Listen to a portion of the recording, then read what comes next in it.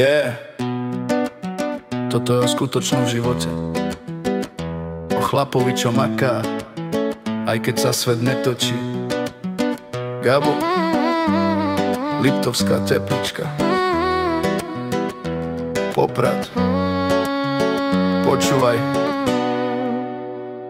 Každé ráno v tme, keď iný ešte spia, on vstáva potichu, robota ho volá. Na stavbe v Poprade vietor mu fučí, 7 eur na hodinu, no stále drží kľúče. Na rukách mozole, v hlave milión snov. Neho Mercedes, zeleno, pokojí domov. Tam hore v Tepličke čaká ho Lena, dáva mu silu, keď duša je zlá.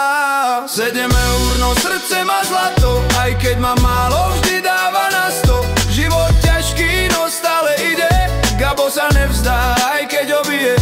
7 eur, no srdce má zlato, aj keď má málo, vždy dáva na 100. Život ťažký, no stále ide, Gabo sa nevzdá, aj keď ho bije. V Poprade betón, v hlave je ticho, šéf kričí makaj, on mlčí, zvykol.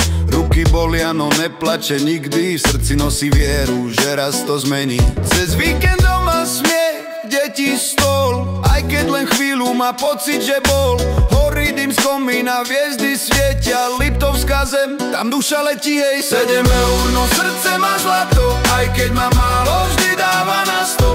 Život ťažký, no stále ide, Gabo sa nevzdá, aj keď ho bije. 7 eur, no srdce má zlato, aj keď má málo, vždy dáva na 100.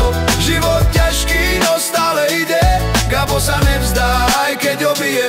Niekedy sám len s cigou v ruke pozerá hore a hovorí: Pane, ďakujem za rodinu, za dýchanie, za každý deň, čo ešte príde. 7 eur, no srdce má zlato, aj keď má málo, vždy dáva na 100. Život ťažký, no stále ide, Gabo sa nevzdá, aj keď ho bije. Toto je Gabo, nie z klipu, nie z filmu, ale z reality, spotu, z rytmu. Nie je král, no má čisté srdce, a to je viac, než mať zlato v ruke, hej.